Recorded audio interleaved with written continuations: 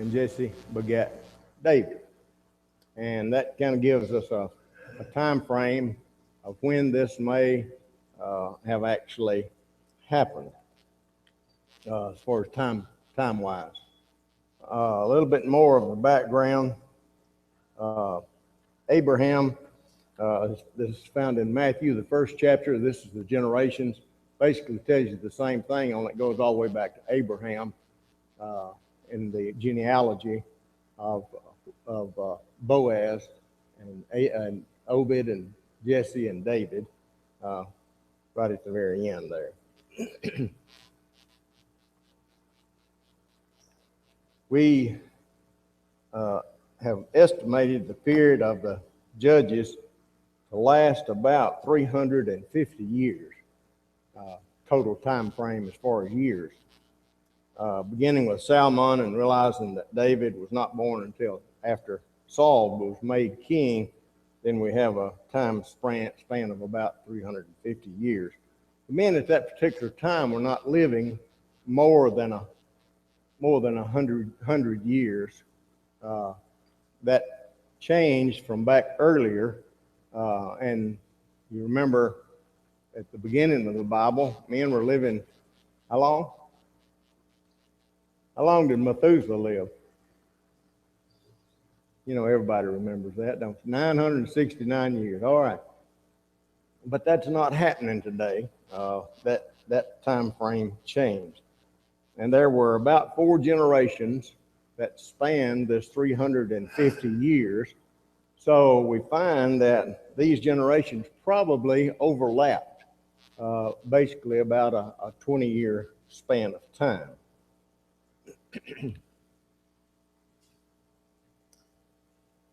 It was a peaceful time in Israel. Is a good indication of maybe when this actually happened. When the judges were around and we had a long period of time, they would have peace. You remember they would go off to idols, and then what? What would God do then? Oppress them, and then they would cry out for help or repent, and then God would send a deliverer, okay? And as we think about that, and we look at a time frame when there was relatively peace in the land of Israel, we might look at the early part of the Judges. Now, if you remember Othniel, there were like 40 years of rest during that particular time, Judges, the 3rd chapter. And Othniel, he confronted a man, what was his name? Come on, it's on the board. Somebody say it. Cushan Rushan Thaim. All right. And he was from Mesopotamia. And Mesopotamia was a long way away from where the Israelites were. It's unlikely this story actually occurred during the 18 years of Eglon, which would have been, what judge was judging during Eglon's time? Ehud. All right, very good. And we find that in Judges, the 3rd chapter, verse 14. But we find that Elimelech chose to go to Moab. And we're going to see just a little bit of why that is a possibility of the early judges in just a minute. But he chose to go to Moab during the time of drought in the area of Bethlehem, Judah. And he took his wife and his sons, and they went to Moab to live during this time of drought. By the time of the 80 years of peace that followed Eglon's oppression, Boaz would have been quite old at this particular time. So Boaz was an older man.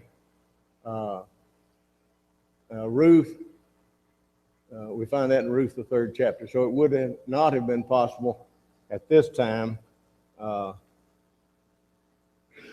for him to be a young man at this time. But we find that in Ruth, the 3rd chapter, then he said, "Blessed are you of the Lord, my daughter, for you have shown more kindness at the end than at the beginning, that in that you did not go after young men." I don't understand what's going on here. Something has happened. I've lost a lot of my slides for some reason.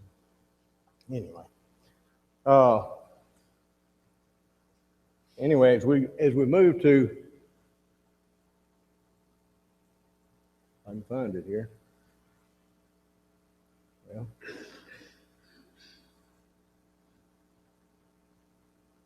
this thing.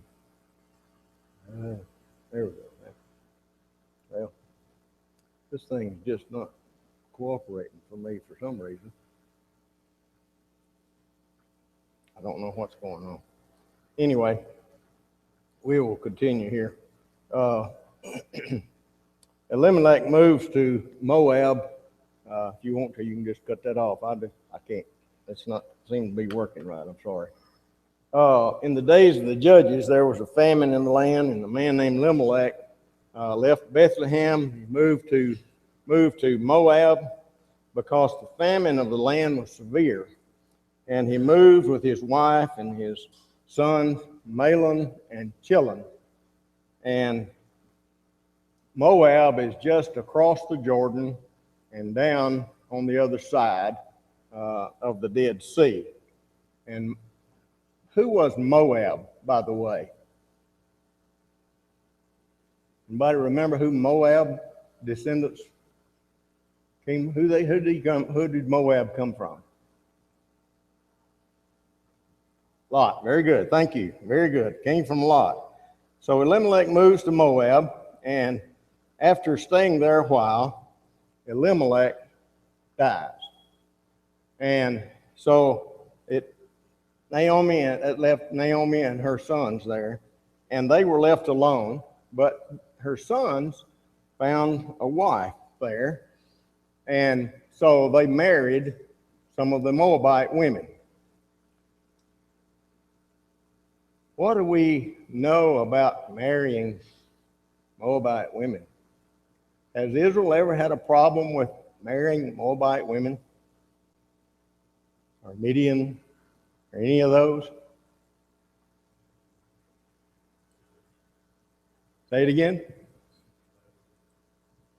Dealing with Balaam and Barak and at Peor, okay? And so this is a problem way back when they were marrying these people, and God brought plagues on them, those kind of things. Now, what's going on now? I mean, God doesn't seem to be upset over this, that they married Moab women here. What has changed? Number one, anybody what has changed in God's view with Israel? This is number one, by the way. Does he still like them? I mean, what has he done for them? All right, there was a famine that caused them to move, wasn't it? And he could have caused that. And he may have actually brought this on by his own providence. It's a good possibility of that. And we find that Mahlon married Ruth and Chilion married Orpah. We find that in the chapter 4. Well, Mahlon and Chilion both got sick and died. And after they died, that left Naomi and her 2 daughters-in-law. And so Naomi was out without a husband, without sons, and it was devastating to Naomi. She was very saddened by it. Well, in the process of time, Naomi heard that God had blessed the land of Israel again, and they had crops that was growing. And so she decided that she would go back to her home. And in the process of time, she prepares to leave Moab, and her two daughters-in-law started out with her. Well, they thought a lot of Naomi. And in those days, when you married into a family, you were part of that family. Has that changed today? Basically, you marry someone, you're part of their family as well, aren't you? I know I've got two daughters-in-law. I consider them like children, and they are very fine, and I think they would consider me almost as a father as well. And that's the way it ought to be. In today's world, we need to love our in-laws and be a source of encouragement to them throughout our lives. Well, we find that Naomi returns to Bethlehem, making the same trek back forth up to the top of the Dead Sea, going across the Jordan, and back down to Bethlehem. Well, we find that in the process of time, when a brother dies, then the next of kin, or the other brother, is to take over. Well, there wasn't another brother who would marry Ruth, who actually came back with Naomi. And so in the process of time, they found that there was a near kinsman who was very close by, and we'll get into that in just a few minutes. But if Naomi married again and she had a son, then he would be required to take care of Ruth, raise children to his brother. And that was the process that God had set up. However, at this particular time, if Naomi married and had a son, he would probably be young enough to be the son of Ruth as well. So anyway, that wouldn't work out, and they knew that wouldn't work out. So as Naomi and her daughter-in-law start to make their trip back, Naomi suggested to the daughters-in-law, said, you go back, don't return with me, but go back to your mother's home and live there and start a new life, basically. Because Jehovah just has not dealt kindly with me. With me and my dead husband, my dead sons. So, but Jehovah grant you, each of you, rest and peace, more or less, as you continue your life from here on.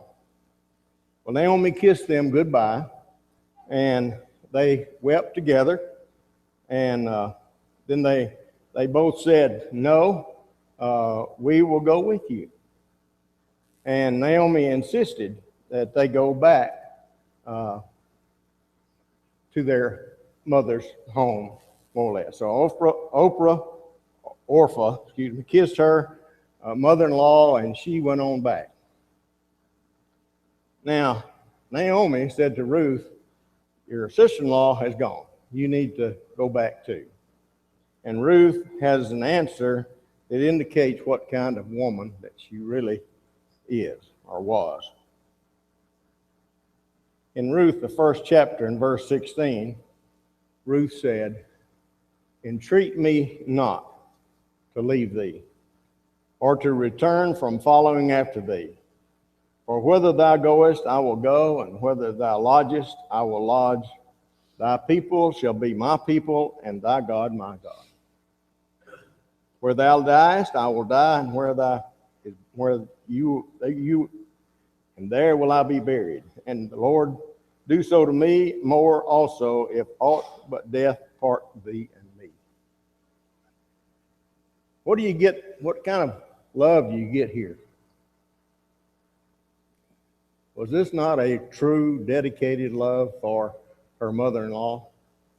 And we need to consider things like this as a good teaching tool to our young women, and when they get married, that They need to be this kind of person to their in-laws, or men, either one, as far as that goes. So, this particular verse, a lot of times, is used somewhere kind of special. Where is it used usually? Or sometimes, anyway. At a wedding. Yeah. How many of you heard that? Have you heard the song?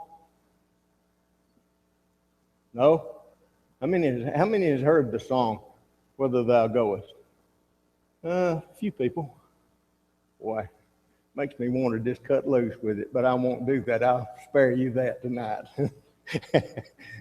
But whether it kind of uses these same words, whither thou goest, I will go. Where thou lodgest, I will lodge, and that kind of thing. And it's a very, very beautiful and moving song for a wedding, even, and that's where it's used a lot of times among people today.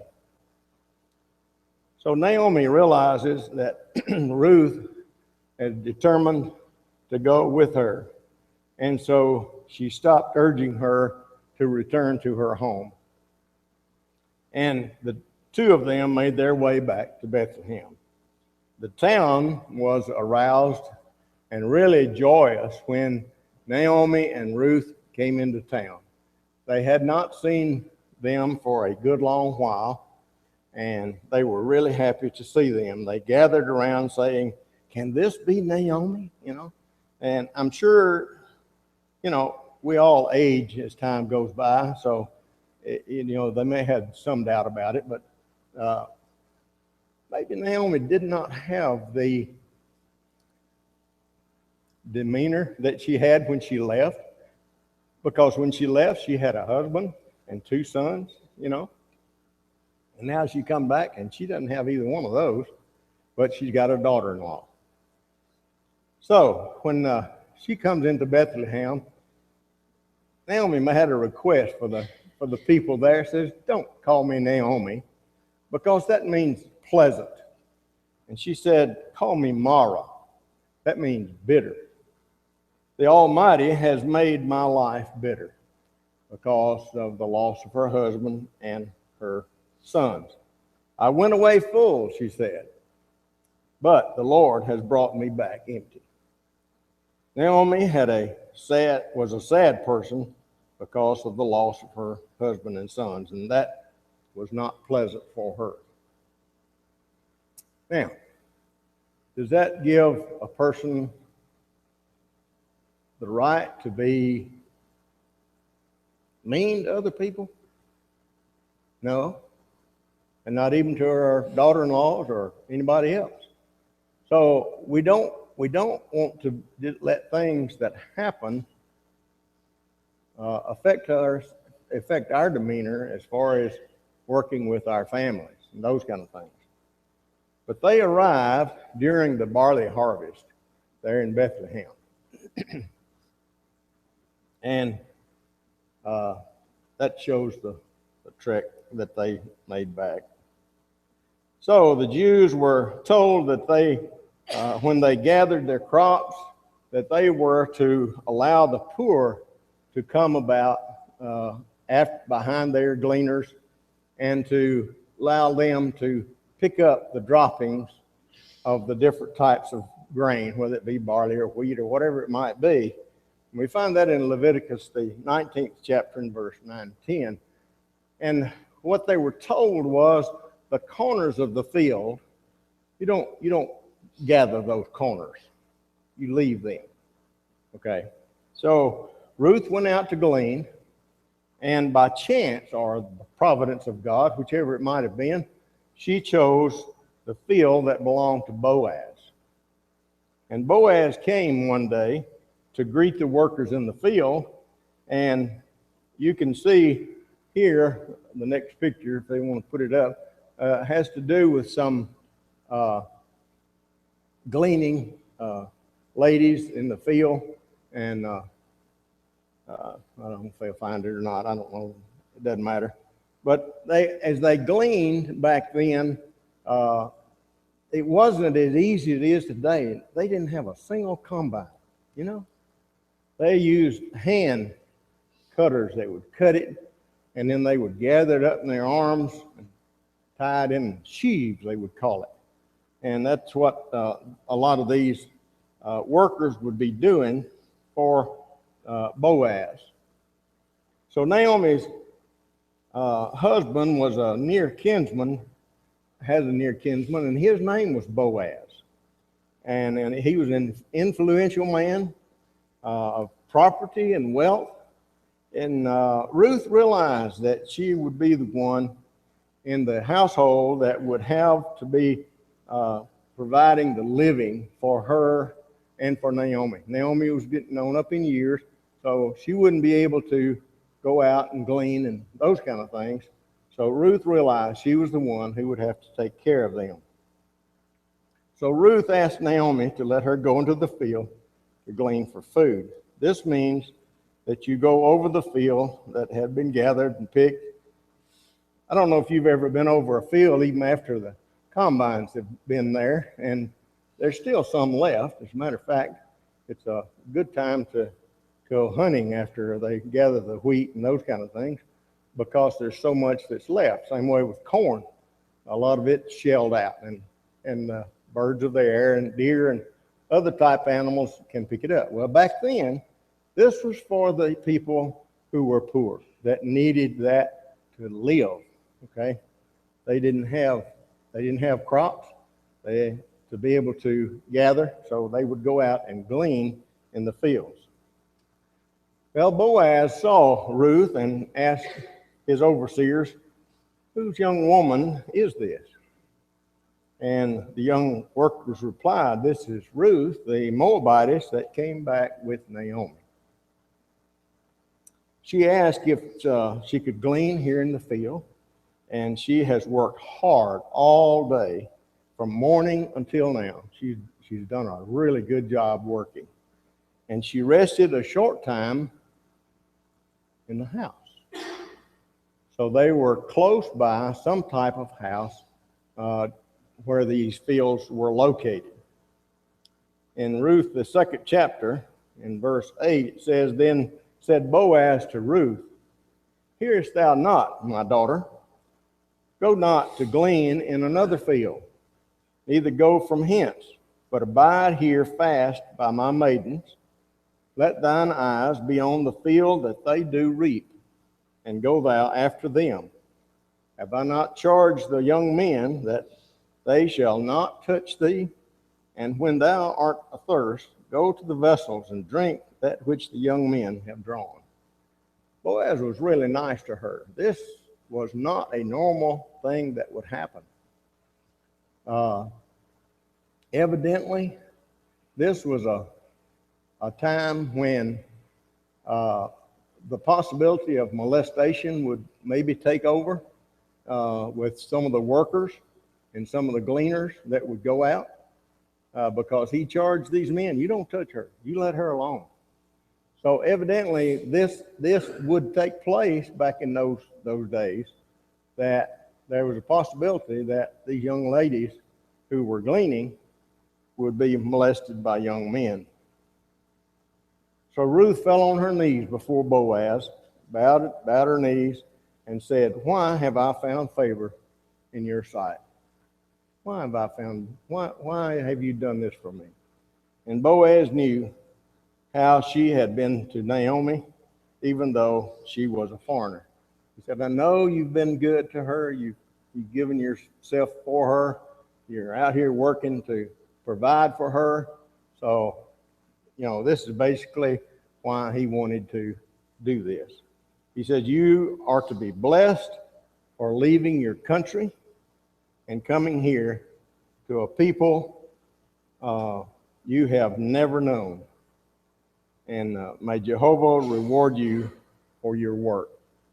So Boaz realizes what Ruth has done, and what she has given up, you might say, in being with her family in her homeland.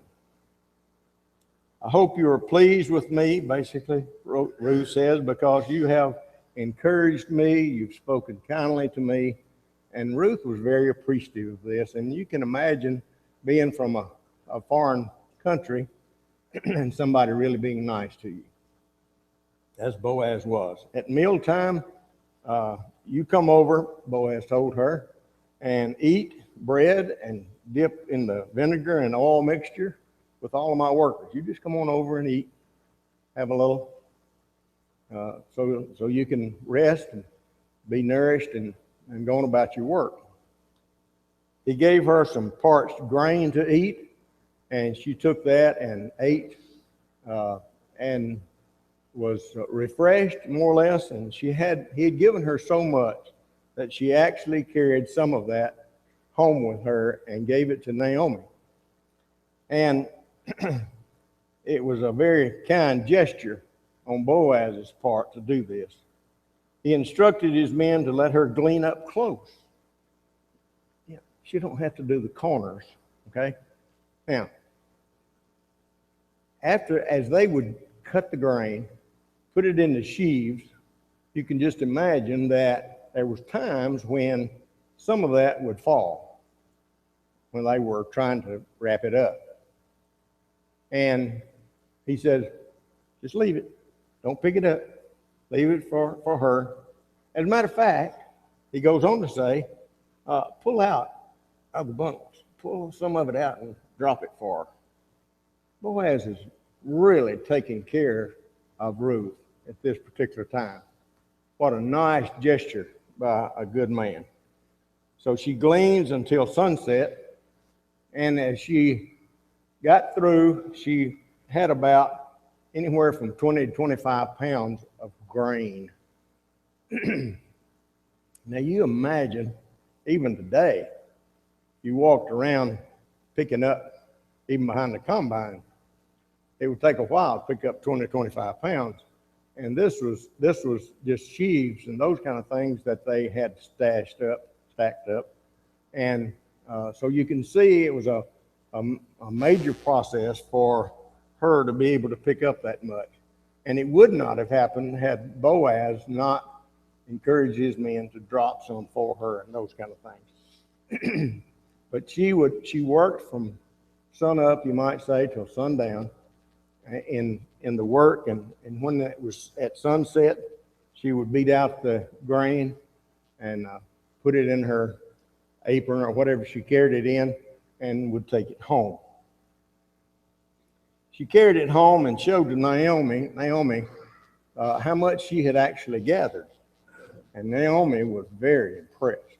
You know, Naomi had a clue how much she might be able to glean, during the day. And so she realized that she had gained a lot more than normal. And so she asked Ruth, where did you glean? And Naomi knew this was more than usual. And so the man's name was Boaz, that owned the field I gleaned in today, Ruth told her. May he be blessed of Jehovah, Naomi said. This man was well worth his blessing from Jehovah. He told me not to go anywhere else to glean. He has not stopped showing kindness to me and to the living and to the dead, Naomi said. He's remembered that I have lost my husband and I've lost my sons, and I only have you, Ruth. And Boaz has not forgotten that. This man is one who has the right to redeem. Well, he is a near kinsman, it's called. He was not a brother, but he was a near kinsman. If you go to someone else's field, we talked about this a little bit earlier, possibility that you might be molested. Ruth worked through the barley harvest and also through the wheat harvest while living with Naomi. But to be redeemed, a person had to go through a specific ceremony, and I think Jimmy will probably cover that this Lord's Day when we get together for class. But you had to be in the same lineage to be able to redeem this particular person, and you had to do certain things, and it had to be done in a certain way to be able to redeem them. And to be able to be a husband or something like that, you had to be able to be the correct person. And there was a person who was actually in between them that Jimmy will talk about Sunday, that the reason the process had to follow certain procedures for Boaz to be able to get her as a wife. Now, as we conclude this lesson, I'm a little bit early, and I know that, and I'm sorry, and I'm hoping my voice would hold out tonight, and so far it has, and I thank you for that. But as we think about the judges, let's see if we can put them in order right quick. The first judge, Othniel, Ehud, Shamgar, Deborah, Gideon, Abimelech, Tola, Jair, Jephthah, Ibzan, Elon, Abdon, Samson, Eli, and Samuel. Which one was not a judge? Abimelech. Abimelech. All right. And as we think about this time frame that the judges are going through and judging Israel, they have done a marvelous job as far as doing what God wanted and bringing the people peace time. Okay, and during Ehud's time frame, there was about an 80-year period of peace, and that's the reason we kind of think that Ruth could have fallen into this particular category of a time of peace. Okay, and whether that's so or not, we can't say for sure, but they that's a good indication that there was a peace time. And also the fact that who had Ehud just conquered?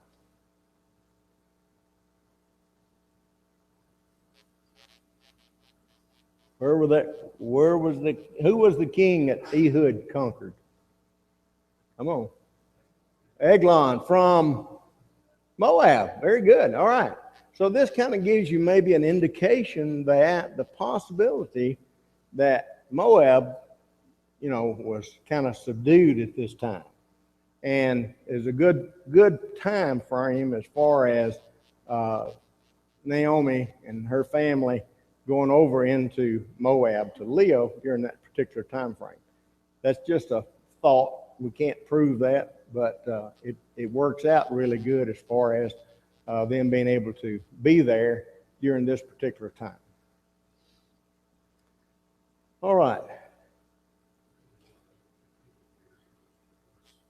Okay, they were there 10 years and during this time frame, she lost her husband and her 2 sons. 10-year time frame. So we can see why Naomi would really be devastated in losing her husband and her 2 children, and to bring back a daughter-in-law who loved her so much that she would stay with her regardless of whatever happened. She was blessed by Jehovah, and we'll see a little more of that on Sunday about how blessed that she actually was. All right, we got a few minutes till time to go. Anybody got a question or comment? Appreciate your attention tonight, and I'm sorry that things didn't work out like I wanted, but that's all right. We'll take care of it on the Lord's Day. All right, that'll end the class.